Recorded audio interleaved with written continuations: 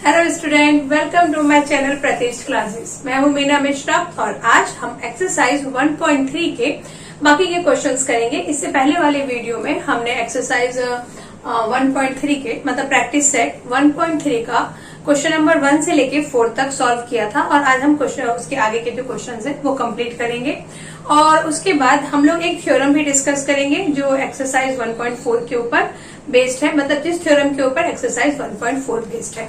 तो स्टार्ट करते हैं क्वेश्चन नंबर 5 से। देखो इसमें क्या दिया हुआ है, ये ट्रेपेजियम है। अच्छा, ट्रेपेजियम आपको याद है ना कि ट्रेपेजियम में one pair of one opposite side is parallel. जैसे कि ये यहाँ पे ये कौन सा पैरेलल है, पी क्यू और S R, it is parallel. Then A R कहाँ गया, ये ए आर इज, अच्छा एक कंडीशन भी दी हुई है साइड के बीच में कि ये जो ए आर है ये 5 AP है, देन ए एस यानी ये 5 AQ है। ठीक है, तो प्रूफ क्या करना है कि ये जो एस आर होगा ये क्या होगा, 5 PQ। तो देखो सॉरी, कभी भी क्वेश्चन में मतलब सिमिलैरिटी वाले क्वेश्चन में अगर आपको इस टाइप से कुछ कंडीशन दी हुई है तो आप पहले इसको नॉर्मल सॉल्व कर लो और ये देख लो कि किन दो साइड का ये रेशो दिया हुआ है।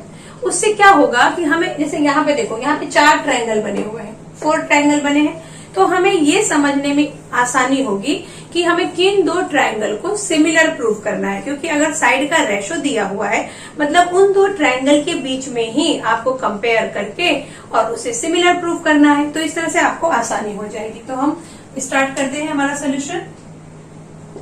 तो पहले जहां से दिया हुआ है वहीं से शुरू करते हैं। PQ is parallel SR। अच्छा, एक बात और कि इस क्वेश्चन को 2 तरीके से सॉल्व कर सकते हैं। एक तो पहले मैं आपको सॉल्व करके बताती हूँ वैसे, और फिर मैं आपको एक अदर मेथड भी बताऊंगी। तो स्टार्ट करते हैं। AR is equal to 5AP, ये गिवन है, राइट हियर गिवन। अब यहां से आप क्या लिख सकते हैं, आप लिख सकते हैं AR बाय, ये AP यहां आ जाए, AP इज इक्वल टू हो गया 5/1, इसको आप 1 नाम दे दो। और ऐसे ही जो दूसरा कंडीशन हमें क्या दिया हुआ है, AS is equal to 5AQ, और यहां से आप क्या लिख सकते हैं, यहां से हम लिख सकते हैं AS by AQ is equal to 5/1, ऐसा हमने लिख दिया। अच्छा, तो देखो इन दोनों का जो रेशो है वो इक्वल है, मतलब हम क्या लिख सकते हैं, हम लिख सकते हैं ए, अच्छा इसको अभी नहीं लिखेंगे पहले। अब हमें ये तो पता चल गया कि ए आर और AP, मतलब ये ए आर और ये AP दिया हुआ है, देन AS और AQ, इसका रेशो हमें पता चल गया है। मतलब इन दो ट्रायंगल की बात करनी है हमें, तो हम यहाँ लिख दे। अच्छा, इसके आगे मैं यहाँ लिख देती हूँ क्योंकि शायद नीचे लिखूंगी तो आपको दिखेगा नहीं, तो यहाँ लिखते हैं इन ट्रायंगल। कौन से ट्रायंगल की बात कर रहे हैं हम, PAQ एंड ट्रायंगल, अभी कौन सा ट्रायंगल,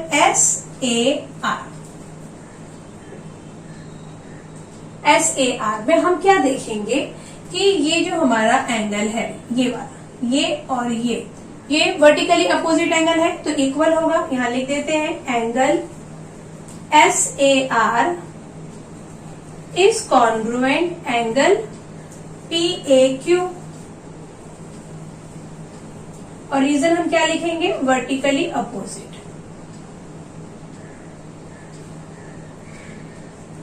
उसके बाद ये तो हमने अभी फाइंड किया था, AR by AP is equal to AS by SAQ।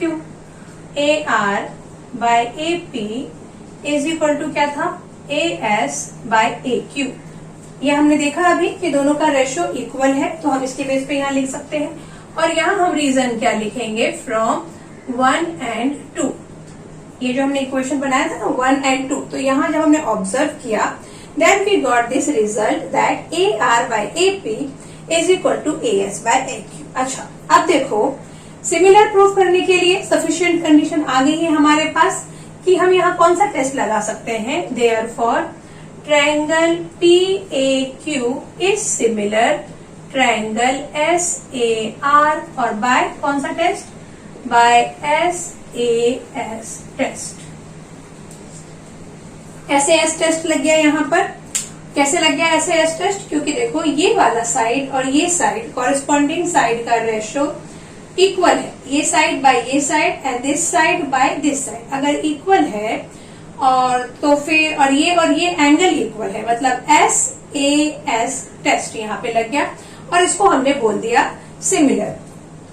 चाहिए तो आपने लिख ही लिया होगा, मैं बाकी का यहाँ लिख देती हूँ।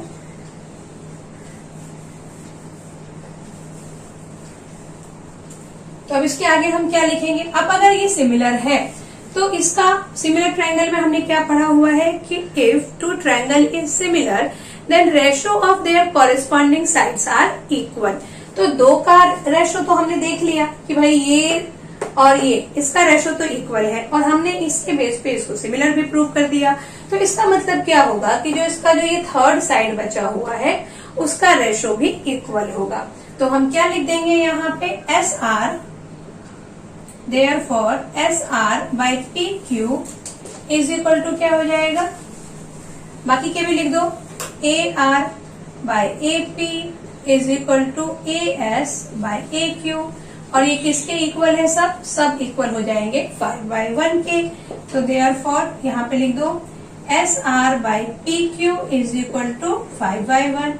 क्रॉस मल्टीप्लीकेशन कर देंगे तो क्या आ जाएगा? SR is equal to 5PQ और यही हमें प्रूव करना था। ओके, तो मैं आपको जो अदर मेथड की बात कर रही थी तो मैं ये बोलना चाह रही थी यहाँ पर कि देखो इस क्वेश्चन में आपको ये दिया हुआ है कि PQ इज पैरेलल SR और इसका हमने कोई भी यूज नहीं किया इस क्वेश्चन में, क्योंकि यहाँ पर ये जो इसका साइड का रेशो दिया था उससे ही हमने आंसर फाइंड कर लिया। आप इसको एक अलग मेथड से कैसे कर सकते थे? जैसे मैंने यहाँ पे SAS टेस्ट लगाया है, हम यहाँ पे ये AAA टेस्ट भी लगा सकते थे। कैसे? देखो ये अगर पैरेलल है, ये दोनों लाइन पैरेलल है तो हम इसको एक बार ट्रांसवर्जन ले लेंगे तो उससे क्या होता कि ये एंगल और ये एंगल हम बोल देते अल्टरनेट एंगल और इट इज कॉन्ग्रुएंट। फिर हम अगेन PQ और SR को पैरेलल लेते और ट्रांसवर्जल लेते हम PR और उसके बेस पे हम क्या बोल देते कि ये angle is congruent this angle. तो इस तरह से वो भी अल्टरनेट एंगल है तो ये एंगल और ये एंगल कॉन्ग्रुएंट हो जाता, ये और ये कॉन्ग्रुएंट हो जाता और ये तो वर्टिकली अपोजिट है ही। तो AAA टेस्ट लग के हम इसको सिमिलर बोल सकते थे और फिर वापस जो हमने लिखा है वही लिखते। लेकिन जो मैंने आपको बताया वो कंपैरेटिवली इजी है और थोड़ा शॉर्ट में भी हो गया है, तो आपको दोनों में से जो भी मेथड अच्छा लगे you can use that method. Okay, तो ये क्वेश्चन नंबर 5 तो समझ में आ गया। अब हम क्वेश्चन नंबर 6 करेंगे। अच्छा, अभी क्वेश्चन नंबर 6 भी देखिए, क्वेश्चन नंबर 5 की जैसा ही है, बस यहाँ पे हमें वो जो साइड का रेशो हमने फाइंड कर लिया था वो फैसिलिटी यहाँ नहीं है। यहाँ पे भी सेम है कि AB and CD is parallel है। उसके बाद आपको AB का वैल्यू दे दिया है, AB इज 20, देन ये हमको 20 आ गया, मिल गया। और DC कहाँ है? DC भी 6 है, DC 6 और साथ में आपको मिल गया है OB इज 15, मतलब ये वाला, ये वैल्यू हमें मिल गई है 15 एंड फाइंड OD हमें ये वाला फाइंड करना दिस। ठीक है, तो अभी मैंने आपसे के साथ डिस्कस किया था कि अगर सिमिलर ट्रायंगल है तो पहले आप ये देखिए कि किन दो ट्रायंगल की प्रॉपर्टीज या किन दो ट्रायंगल की वैल्यू या रिलेशन हमें दिया हुआ है, तो हम उन्हीं दोनों ट्रायंगल को सिमिलर प्रूव करने की कोशिश करेंगे। तो यहाँ पर हम देख रहे हैं कि हमें ये वाला ट्रायंगल और इस ट्रायंगल, इन दोनों ट्रायंगल की कुछ वैल्यूज पता है और इसी ट्रायंगल का ये जो साइड है OD ये हमें फाइंड करना है। मतलब हमें इन दोनों ट्रायंगल को सिमिलर प्रूव करने की कोशिश करनी है और पूरा अपना ध्यान उसी पे लगाना है। तो कोशिश करते हैं कि ये दोनों ट्रायंगल सिमिलर प्रूव हो जाए, देखते हैं कैसे होगा। अभी जो मैंने आपको क्वेश्चन नंबर 5 में जो अदर मेथड बताया था जिसमें कि दिया हुआ था कि पैरेलल लाइन है तो हम कैसे ट्रांसवर्सल लाइन लेकर अल्टरनेट एंगल को कॉन्ग्रुएंट बोल के और सिमिलर प्रूफ करेंगे, क्योंकि उसमें हमारे पास क्या था, साइड का रेशो भी दिया हुआ था, तो हमने साइड का रेशो वाला मेथड यूज किया। लेकिन यहाँ पर साइड का रेशो नहीं दिया हुआ है, तो यहाँ हम जो मेथड है वही यूज करेंगे। कौन सा सॉल्व करते हैं और आप देखते हैं। CD is parallel BA और क्या दिया हुआ है, AB is parallel CD लिखा है। अगर आपकी बुक में आप भी वही लिख लीजिए, AB is parallel CD, AB is parallel CD। Okay, और हम क्या ले लेंगे इस बार, देखो AB is parallel CD, तो यहाँ पे दो ट्रांसवर्सल लाइन हो सकती है, एक हो सकता है DB और एक हो सकता है CD। तो हमें एक एक करके दोनों लेना है। And BD is transversal, BD is transversal. तो उसके बेस पे हम क्या लिखेंगे, हम ये लिख देंगे this angle is congruent, this angle alternate angle होगा। तो इस एंगल का नाम क्या है, CDO। क्या नाम है इसका, अच्छा एक बात हम इसका नाम CDO नहीं लिख सकते, हमें इसका नाम CDB लिखना पड़ेगा पूरा, क्योंकि ये दोनों पैरेलल लाइन है और ये ट्रांसवर्सल लाइन है, और बीच में अभी हमने O का कोई बात नहीं हुई, क्योंकि O कब आएगा, जब हम इस लाइन की बात करेंगे, क्योंकि ये तो इंटरसेक्टिंग पॉइंट है, तो अभी O की बात नहीं करेंगे।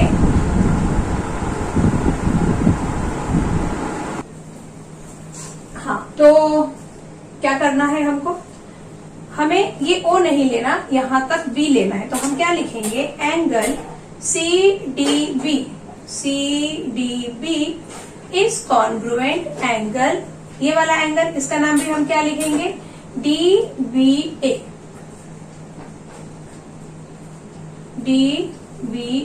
और रीजन क्या लिखेंगे, अल्टरनेट एंगल।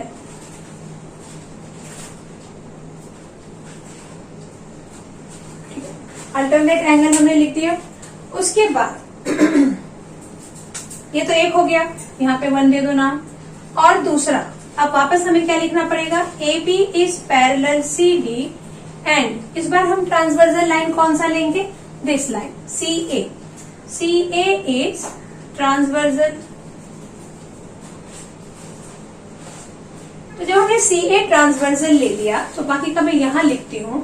देखो, AB और CD पैरेलल है और CA ट्रांसवर्सल है, मतलब ये एंगल और ये एंगल कॉन्ग्रुएंट होगा, तो हम वैसे ही लिख लेंगे। और इसका नाम हम क्या लिखेंगे इस बार, DCA।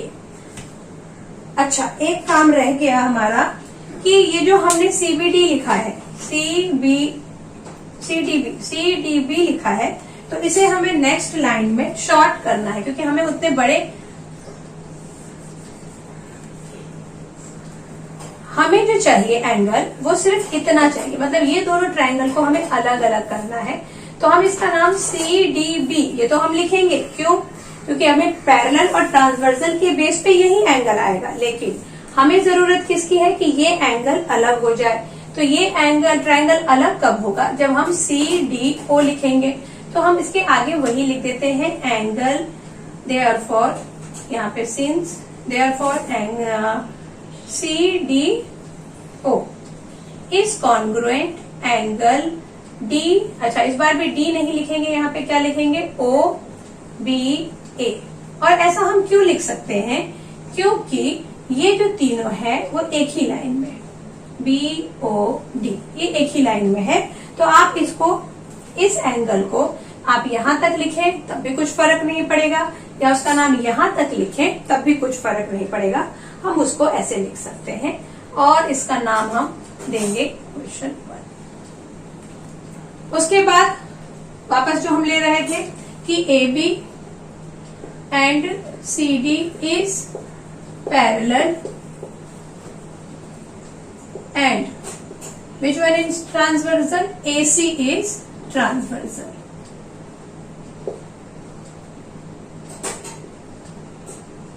तो AC को ट्रांसवर्सल ले लिया, वापस हम क्या ले लेंगे, angle DCA is congruent angle, इसका नाम क्या लिखेंगे, BAC। और रीजन क्या हो जाएगा इसका, अल्टरनेट एंगल। यहाँ पे अल्टरनेट एंगल थ्योरम भी आपको लिखना पड़ेगा, बाय अल्टरनेट एंगल थ्योरम। तो यहाँ पे भी लिख देते हैं by alternate angle theorem. Okay, तो वापस हम DCA को शॉर्ट करेंगे। DCA को हम क्या लिखेंगे? DCO। Angle DCO is congruent angle BAO। और रीजन क्या होगा? रीजन हो जाएगा कि OA और ये COA ये सेम लाइन में है, तो हम इसको ऐसा लिख सकते हैं। इसको आप 2 नाम दे दो। उसके बाद और क्या दिख रहा है? फिर हमें दिख रहा है कि angle BOA is congruent angle COD। और ये क्या है? ये है वर्टिकली अपोजिट एंगल। तो यहां लिख दें वर्टिकली अपोजिट।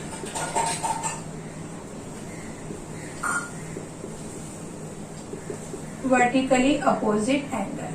तो अब जब हम कंपेयर करेंगे किसको? दोनों ट्रायंगल को। यहां लिख दें in triangle COD and triangle ABO। इन दोनों ट्रायंगल को अब हम कंपेयर कर रहे हैं। तो जब हम कंपेयर करेंगे तो हम क्या देखेंगे कि ये एंगल और ये एंगल कॉन्ग्रुएंट है, और ये एंगल और ये एंगल कॉन्ग्रुएंट है। वो तो हमने अभी लिखा है, तो वही लिख देंगे। Angle CDO is congruent angle OBA। और ये और दूसरा लिखेंगे angle DCA is congruent angle BAC। ठीक, और ये हमने कहां से लिखा? फ्रॉम 1। ये हमने लिखा फ्रॉम 2। और तीसरी लाइन तो अभी हमने देखा ही है, ये जो हमने यहाँ पे लिखा था, इसको हम अगर चाहें तो यहाँ ना लिख के डायरेक्ट यहाँ भी लिख सकते हैं। Angle BOA is congruent angle COD। ये क्या था? वर्टिकली अपोजिट था।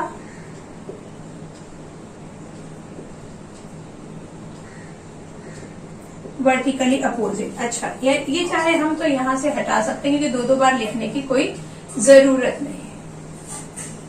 तो देयरफॉर करके क्या हो जाएगा? देयरफॉर कि this 2 triangle is similar by AA test. Triangle COD is similar triangle ABO by AAA test. Okay, अच्छा, ये सिमिलर तो प्रूव हो गया। अब आगे ये सिमिलर प्रूव करने के बाद एक्चुअली हमारा जो टारगेट था वो क्या था? OD फाइंड करना। तो OD कैसे फाइंड होता? क्योंकि हमारे पास कुछ साइड्स की वैल्यू दी हुई है, तो जब हम साइड का रेशो फाइंड करेंगे तभी OD फाइंड होता। इसीलिए हमें इसको सिमिलर प्रूव करना पड़ा। ठीक है, तो सिमिलर तो प्रूव हो गया है। अब आगे का प्रोसेस हम लोग करते हैं। ये आप लोगों ने लिख लिया होगा, ये मैं रब कर देती हूँ।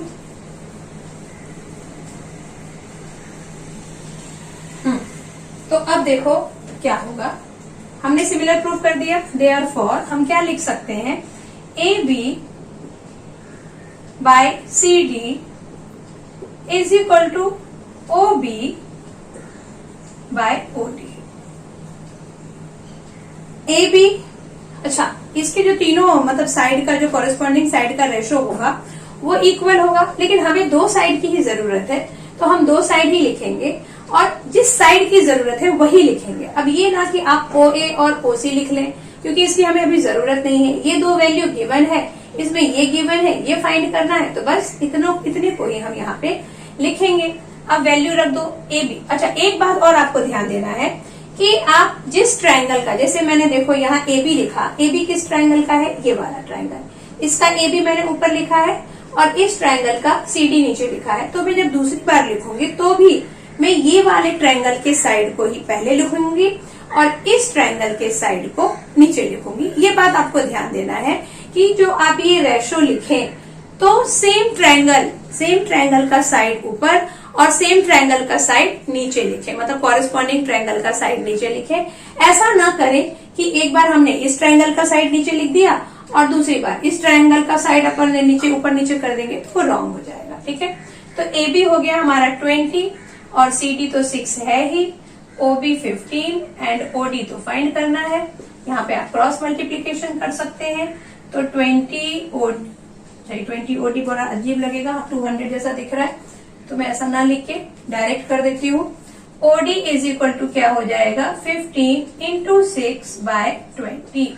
ये तो समझ गए ना आप लोग, क्या हुआ ये 15, ये 6 इधर चला गया और ये 20 यहाँ आ गया, OD यहाँ आ गया, कोई प्रॉब्लम नहीं है ना, ये तो आपको आता है। अब इसको कैंसिल करेंगे तो 2 3 जा 6, 2 10 जा, फिर उसके बाद ये 5 2 जा और 5 3 जा 15।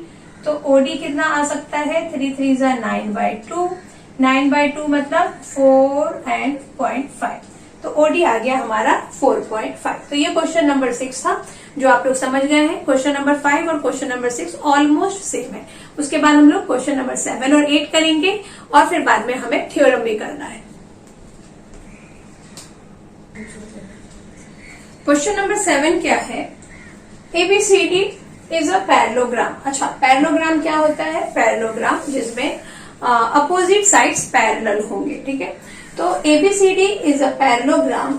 ये डायग्राम देख के आपको ABCD पैरेललोग्राम नहीं लग रहा होगा शायद, लेकिन आप अपनी टेक्स्ट बुक का जो डायग्राम है वो रेफर करिए। मैं तो बस इसलिए बना रही हूँ ताकि आपको मालूम पड़े कि कौन सा क्वेश्चन हम लोग कर रहे हैं और उसमें हमें कैसे करना है। उसके बाद मैंने क्वेश्चंस में भी कुछ पॉइंट नहीं लिखे हैं, उसका भी रीजन ये है कि वो डायग्राम में मेंशन है और यहाँ प्लेस का प्रॉब्लम है, तो इसके लिए मैंने आपको बस जितना जरूरी था उतना ही लिखा है। और क्वेश्चन लिखने का बस मेरा टारगेट यही है कि आपको पता चले कि हम कौन से क्वेश्चंस को सॉल्व कर रहे हैं। तो आप क्वेश्चन अपनी टेक्स्ट बुक में से देख सकते हैं। ओके, तो स्टार्ट करते हैं। तो देखो, ABCD जो है हमारा पैरेललोग्राम है। पैरेललोग्राम जैसा कि मैंने आपको अभी बताया कि अपोजिट साइड्स आर पैरेलल। ये आपको कंडीशन याद रखना है। Point E is on side BC दिख रहा है हमको। हमें प्रूफ क्या करना है उस पर कॉन्सेंट्रेट करो। प्रूफ करना है BE मतलब ये, sorry DE into BE is equal to CE into TE। तो इस तरह से जब हम देख रहे हैं तो क्या लग रहा है कि इन दोनों ट्रायंगल की बात हो रही है, ठीक है। BE DE हो गया इस ट्रायंगल का, BE इस ट्रायंगल की बात हो गई, CE मतलब ये और TE मतलब ये, यानी इन दोनों ट्रायंगल में ही पूरा हमारा आंसर और सोल्यूशन डिपेंड करता है। तो हम इन दोनों ट्रायंगल को सिमिलर प्रूव करने की कोशिश करेंगे, क्योंकि तभी इस तरह का जो ये मल्टीप्लिकेशन वाला आंसर है कि ऐसे प्रोडक्ट में आंसर आ जाए, वो तभी पॉसिबल है जब हम सिमिलर ट्रायंगल का जो वो रेशो, साइड का जो रेशो कॉन्ग्रुएंट होता है वो कॉन्सेप्ट लगाएंगे, तभी ये आ सकता है। ये मैं आपको इसलिए ऐसा बता रही हूँ क्योंकि जब एग्जाम में क्वेश्चन आएंगे, अभी तो हम पढ़ रहे हैं कि सिमिलर चैप्टर का है तो हमें सिमिलर प्रूफ करना है, लेकिन एग्जाम में तो ऐसा नहीं होगा, आपको नहीं पता चलेगा। तो उस टाइम आप इस तरह से सोच सकते हैं कि ये प्रोडक्ट में आंसर तभी आ पाएगा जब हम सिमिलैरिटी को प्रूव करें और वो साइड का रेशो वाला कॉन्सेप्ट लगाएं। ओके, तो याद रखना एग्जाम के टाइम में। तो हम लोग शुरू करते हैं। तो हाँ, इन दोनों को सिमिलर प्रूव करना है और कोई क्लू नहीं है हमारे पास, सिर्फ एक क्लू है कि ये पैरेलल है, तो वही सफिशिएंट है हमारे लिए। हम क्या बोलेंगे यहाँ पर, AB and CD is parallel. तो ये AB मतलब ये AT भी पैरेलल होगा, AT and CD is parallel. पहले हम लिखते हैं AB इज पैरेलल CD और रीजन हम क्या लिखेंगे, साइड ऑफ पैरेललोग्राम। पैरेललोग्राम का साइड है इसीलिए वो पैरेलल है। देयरफॉर AT भी क्या होगा, पैरेलल होगा CD का। और क्यों होगा AT पैरेलल CD, क्योंकि ABT एक ही लाइन पे है। ABT ये एक ही लाइन पे है, तो इसलिए हमने AT पैरेलल CD लिखा। हम डायरेक्ट AT पैरेलल CD नहीं लिख सकते हैं क्योंकि इसके पीछे कोई रीजन नहीं है। पहले हमें AB को CD के पैरेलल लिखना होगा बेस्ड ऑन पैरेललोग्राम। तो ये हो गया। उसके बाद अब अगर ये पैरेलल है तो हम क्या लिख सकते हैं, and which one is transversal line, DT is transversal, DT transversal हो गया। तो उसके बेस पे हम क्या लिख सकते हैं, हम ये लिख देंगे कि this angle is congruent this angle. Alternate angle की बात हो गई, तो इस एंगल का नाम हम क्या लिखेंगे, angle ATD is congruent angle, इसका नाम क्या है TDC। अब यहाँ ATD लिखा हमने, तो ATD तो हमें नहीं लिखना है, हमें क्या चाहिए यहाँ पर, अच्छा यहाँ पे रीजन लिखना पड़ेगा कि हमने क्यों इसको कॉन्ग्रुएंट लिखा है, अल्टरनेट एंगल थ्योरम।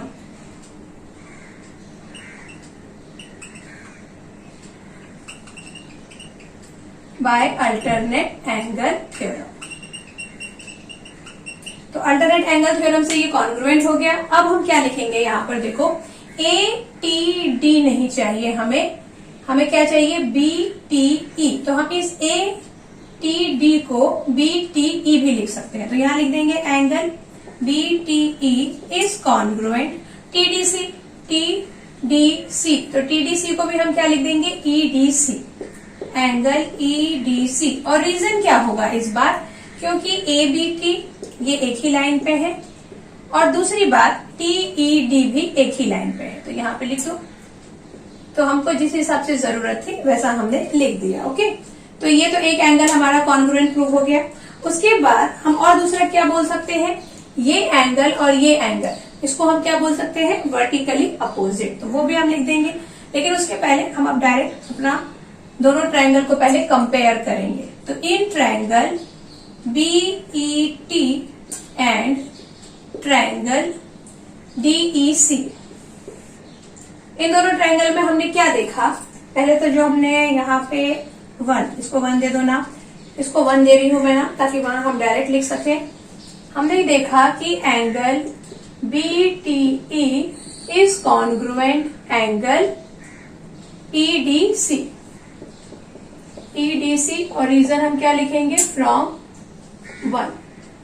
ओके, उसके बाद हम क्या लिख देंगे, एंगल BET, ये वाला, ये एंगल BET इज कॉन्ग्रुएंट, किसके कॉन्ग्रुएंट होगा ये एंगल, DEC।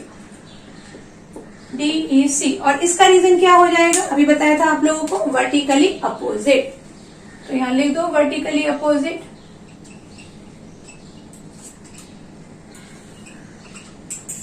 अच्छा, वर्टिकली अपोजिट तो हो गया, तो हम दो एंगल हमने कॉन्ग्रुएंट प्रूव कर लिया है। तो उसके बेस पे हम जो वो दोनों ट्रायंगल है उसको सिमिलर बोल सकते हैं बाय AA टेस्ट। तो वही हम बोलेंगे triangle, therefore triangle BET is similar triangle EDC। अच्छा, अब अगर ये सिमिलर आ गया है तो साइड का रेशो हम कॉन्ग्रुएंट बोल सकते हैं। एक बात और है आपके लिए कि जब हम साइड का रेशो लिखेंगे तो आपको ध्यान देना है कि हमें प्रूफ क्या करना है, उसके बेस पे आप साइड का रेशो फाइंड कर सकते हैं। तो वो मैं आपको एक ट्रिक बताती हूँ। देखो, हमें इसमें क्या प्रूफ करना था, ये तो ये प्रूफ करने के लिए आप ऐसा रफ में कर सकते हैं। यहाँ पे मैं आपको करके बता देती हूँ। आपको एग्जाम में ये रफ साइड में करना है, ऐसा क्वेश्चन के बीच में नहीं लिख देना। तो इसको आप कैसा लिख सकते हो, हम इसको लिख सकते हैं DE, इधर का ये CE इधर आ जाए और ये TE है और ये BE इधर आ जाए। ये जो चीज है ये कब मिलेगी हमें, जब हमारे पास क्वेश्चन में इस टाइप का कुछ कॉन्सेप्ट आएगा, तो हम इसको क्रॉस मल्टीप्लीकेशन करके ऐसा फाइंड कर देंगे। तो देखो DE मतलब DE बाय CE, लेकिन ये नहीं चलेगा यहाँ पे, क्योंकि हम इसी एंगल का नहीं ले सकते हैं। तो हमें DE के नीचे यहाँ क्या लेना पड़ेगा, TE, और CE हमें यहाँ रखना पड़ेगा, क्योंकि दो अलग अलग ट्रायंगल का लेना है ना। अब अगर DE भी हम ले लें और CE भी ले लें तो वो नहीं जमेगा। DE बाय TE और यहाँ क्या हो जाएगा, CE बाय BE। तो इस तरह से मतलब आंसर में हमें क्या चाहिए, DE इंटू BE चाहिए और यहाँ पे क्या चाहिए, TE इंटू CE चाहिए। तो अगर आपका ऐसा रेशो आप लिखेंगे तो हमें ये आंसर मिल जाएगा। तो ये आप रफ साइड में इसमें से ही फाइंड कर सकते हैं। समझ में आ गया ना, ये कैसे फाइंड किया। देखो DE यहाँ पे था तो इसके नीचे ये TE रख दिया, तभी तो क्रॉस मल्टीप्लाई होके ये ऐसा बनेगा। और BE इधर लिख दिया, CE के पास BE आ गया और DE के नीचे यहाँ पे TE आ गया। तो इस तरह से आप लोग यूज कर सकते हैं शॉर्टकट। फिलहाल मैं इसको यहाँ से मिटा देती हूँ। तो हमने क्या देखा था कि क्या लिखना है, हमें लिखना है DE by TE is equal to क्या, is equal to CE by B. तो ये हो गया। अब इसको क्रॉस मल्टीप्लाई कर देंगे तो क्या आ जाएगा, D E into B E is equal to C E into T E. और यही हमें प्रूफ करना था, आप लोग समझ ही गए। ओके, तो क्वेश्चन नंबर 7 तो कंप्लीट हो गया। अब क्वेश्चन नंबर 8 और 9 करना है। तो देखिए क्वेश्चन नंबर 8, यहाँ पे भी मैंने पूरा क्वेश्चन नहीं लिखा है, रीजन मैं आपको पहले ही बता चुकी हूँ। जो मेन पार्ट है बस उतना लिखा है। तो मेन पार्ट क्या है, एपी बाय सीपी दिया हुआ है आपको, और बीपी और डीपी दिया हुआ है, यानी साइड का रेशो इक्वल दिया है। और हमें प्रूफ क्या करना है कि ये दोनों ट्रायंगल सिमिलर है। तो साइड का रेशो जब हमको गिवन है तो हम सोल्यूशन स्टार्ट करेंगे। In triangle A P B and triangle P D C, इसमें हमने क्या देखा कि A P by C P is equal to B P by D P, और ये हमको क्या है, गिवन है। फिर हम क्या बोल सकते हैं, एंगल एपीबी, यानी ये और ये वर्टिकली अपोजिट हो सकते हैं। तो हम लिख देंगे APB is congruent angle DPC. और रीजन हम क्या लिखेंगे, रीजन हो गया हमारा वर्टिकली अपोजिट।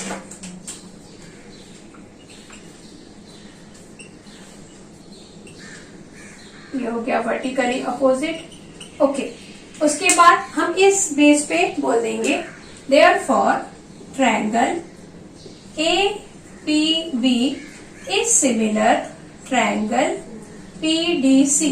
अच्छा, हमें जो ट्रायंगल प्रूफ करना है वही लिखेंगे यहाँ पे,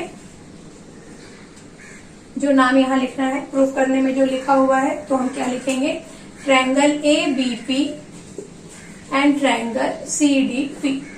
तो यहाँ पे क्या आ जाएगा, A B P is similar triangle C D P, और बाय कौन सा test, by S A S test. S A S test लगा कि नहीं, एपी और सीपी देन बीपी और ये डीपी, मतलब ये दोनों साइड और ये एंगल।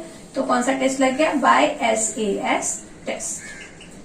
तो क्वेश्चन नंबर 8 तो बहुत आसान था, आपको समझ में आ ही गया होगा। क्वेश्चन नंबर 9 भी बहुत इजी है, चलो फटाफट इसको भी देख लेते हैं।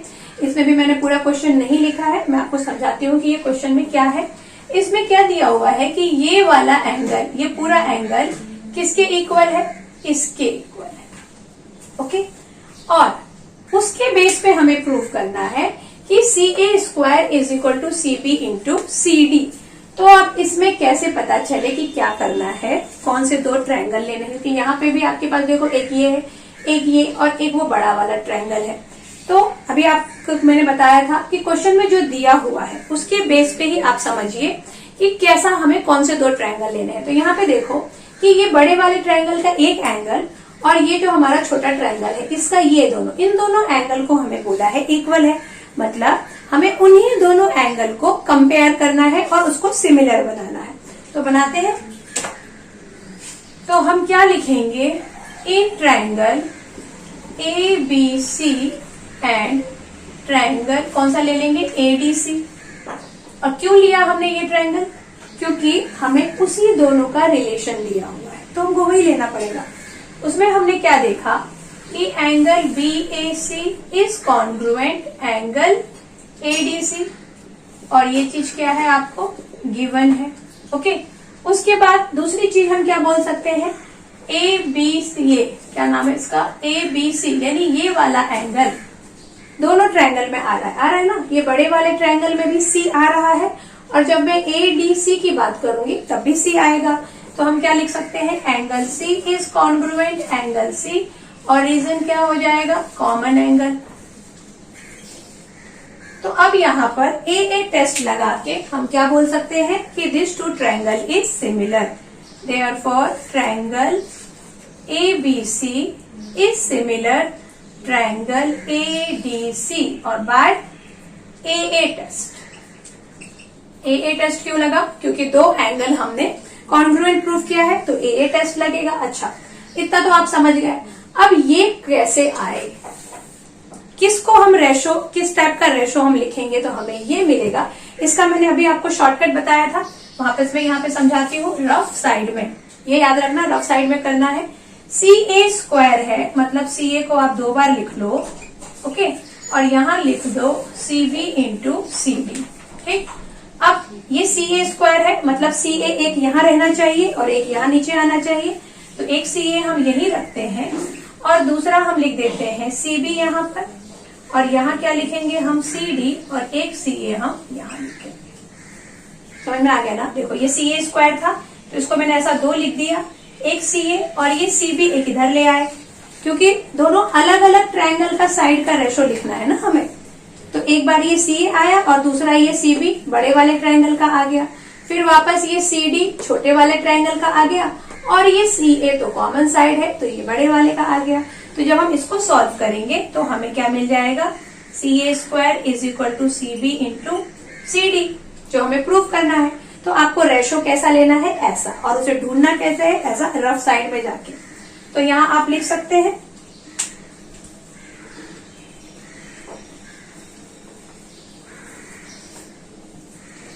तो क्या लिख देंगे हम, साइड का रेशो अभी हमने देखा कि क्या लिखना है, CA, ये CA बाय CB,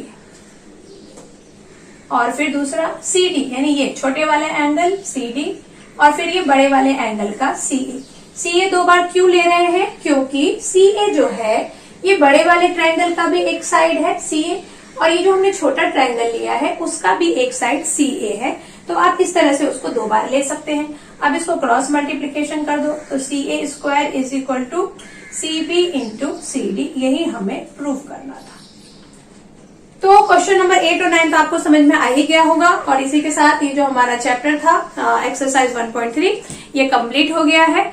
अब जो वो थ्योरम जो मैंने आपको बोला था वो इस टाइम नहीं हो पाएगा क्योंकि टाइम काफी ज्यादा हो गया है, तो मैं नेक्स्ट लेक्चर में आपको वो थ्योरम भी एक्सप्लेन करूंगी और हम लोग 1.4 के भी क्वेश्चंस करेंगे। ओके देन, मिलते हैं नेक्स्ट लेक्चर में। चैनल को सब्सक्राइब और लाइक करने के लिए थैंक यू वेरी मच। लेकिन अगर आपने सब्सक्राइब नहीं किया है तो प्लीज चैनल को सब्सक्राइब जरूर करिए। Thanks for watching, bye.